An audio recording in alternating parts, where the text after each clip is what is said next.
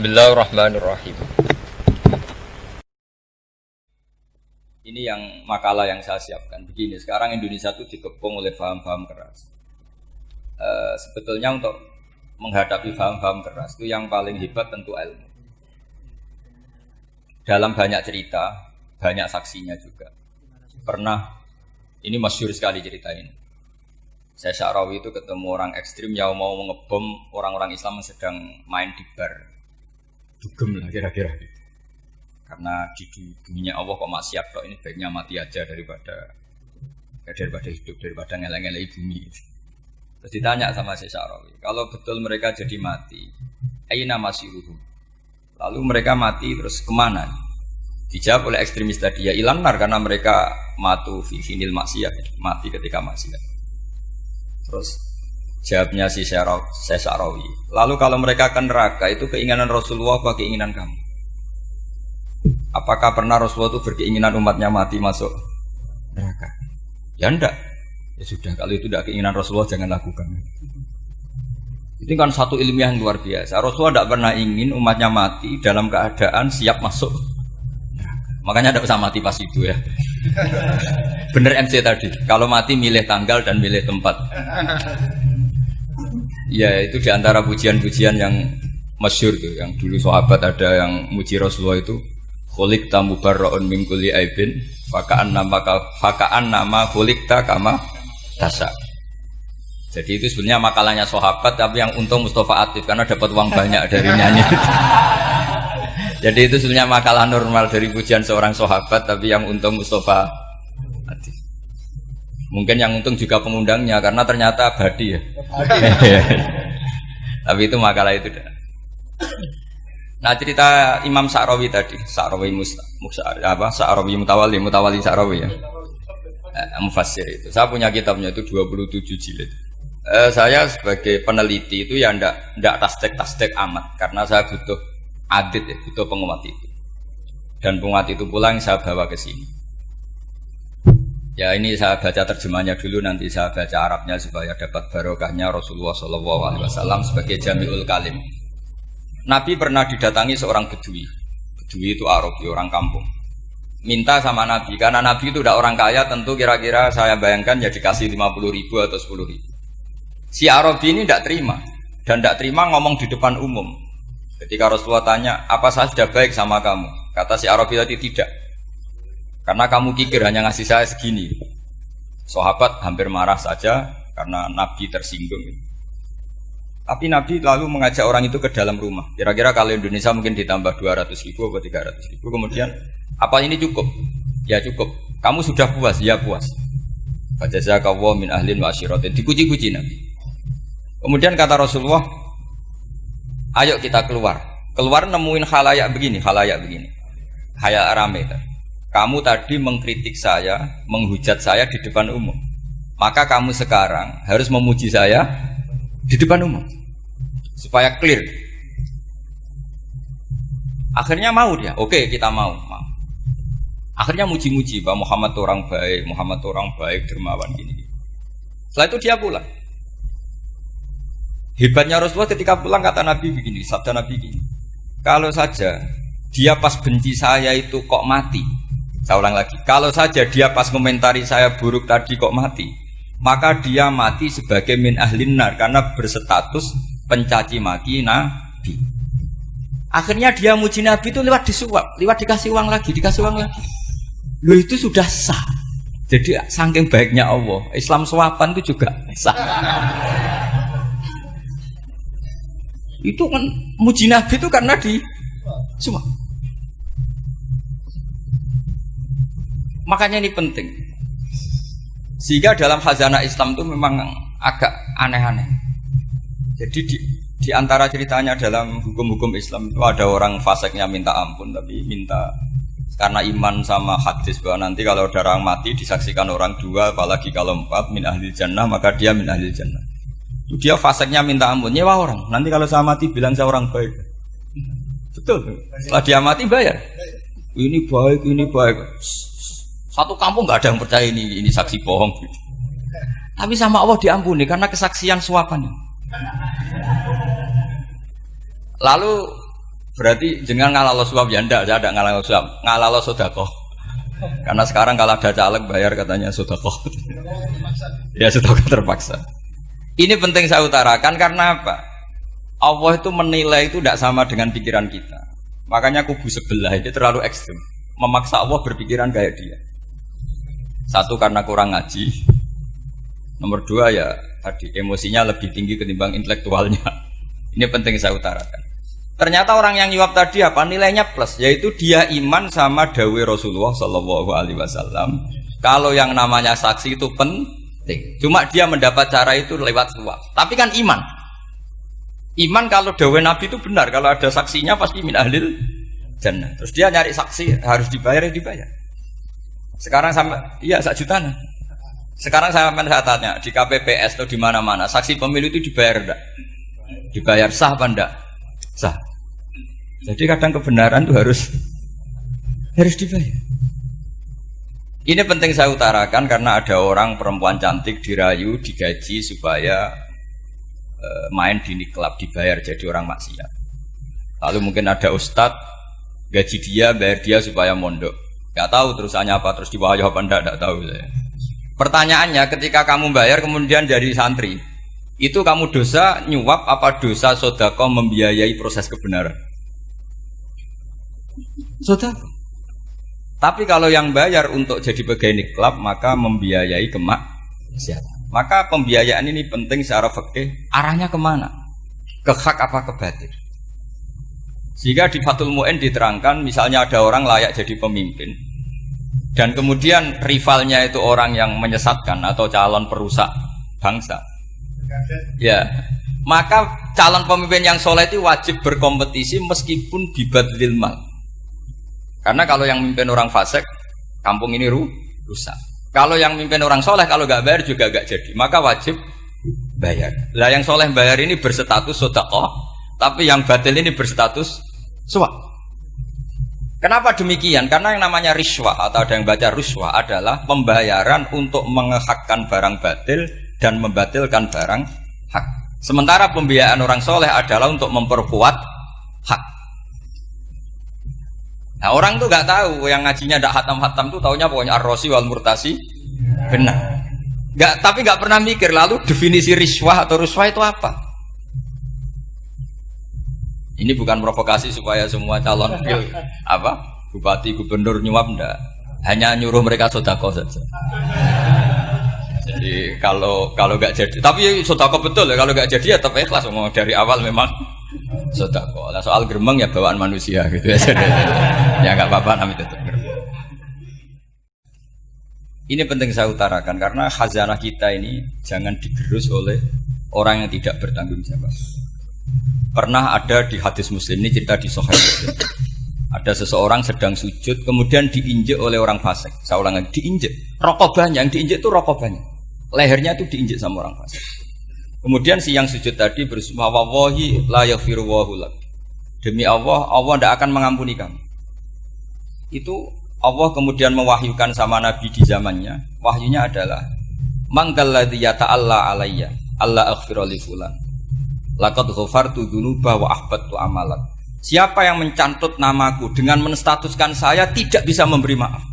Sungguh orang itu saya maafkan dan yang ahli ibadah amalnya tak cabut semua, tak hapus. Karena Allah tuh nggak boleh distatuskan sesuai keinginan kita.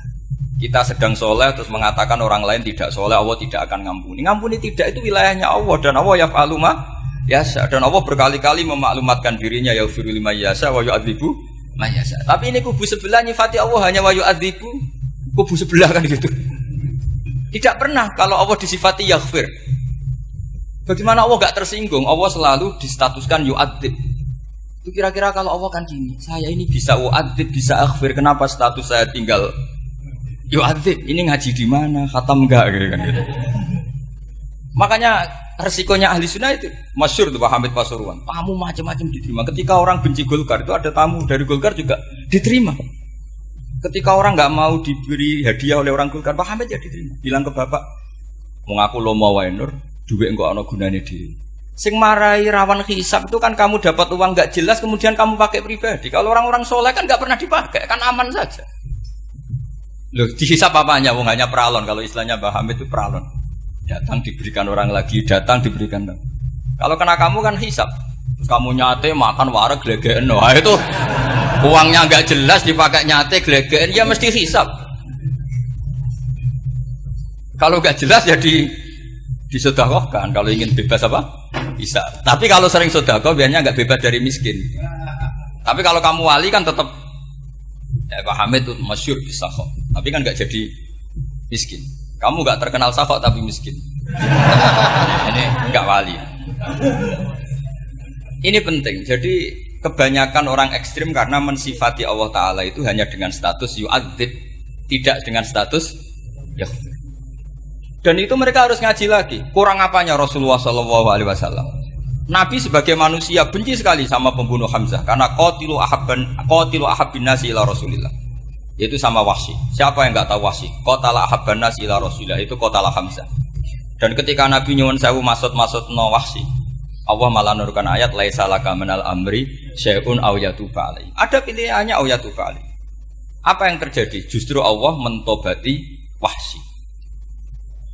Memaafkan Wahsy, mentobati Wahsy. Ada sahabat yang dipuji Nabi Hamamatul Masjid, akhirnya Su'ul Khotimah. Kita tahu ceritanya siapa? Sa'labah.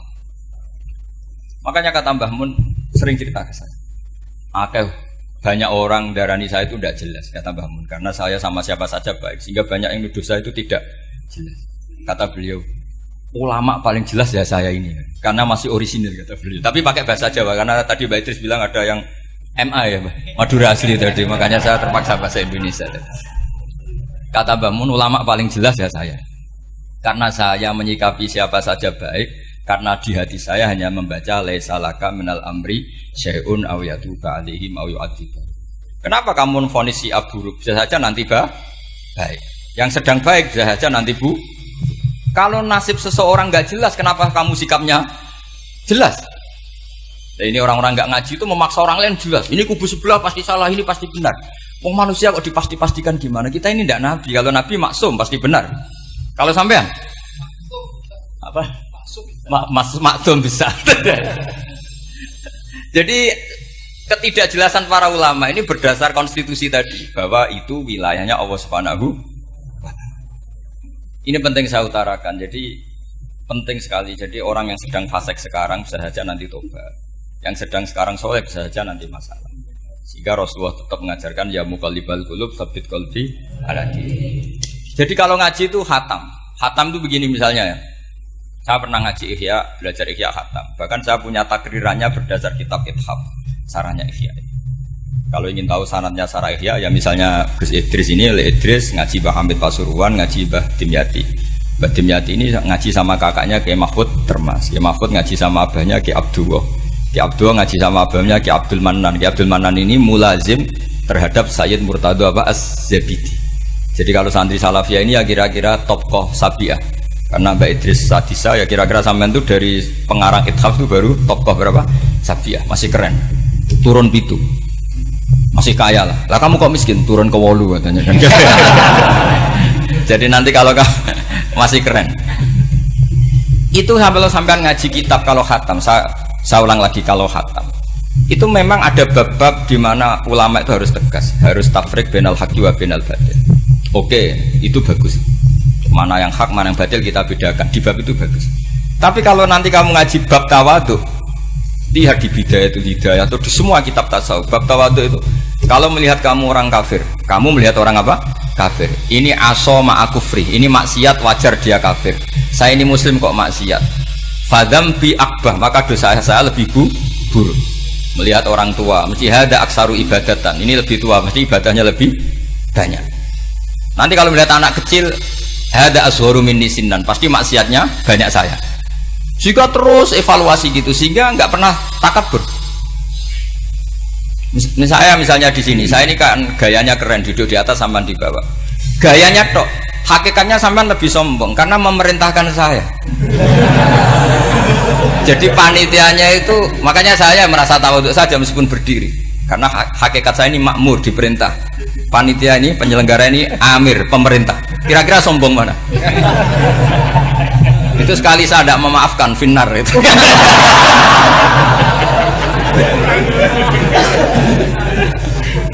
Tapi insya Allah tak maafkan lah. Iya masih insya Allah.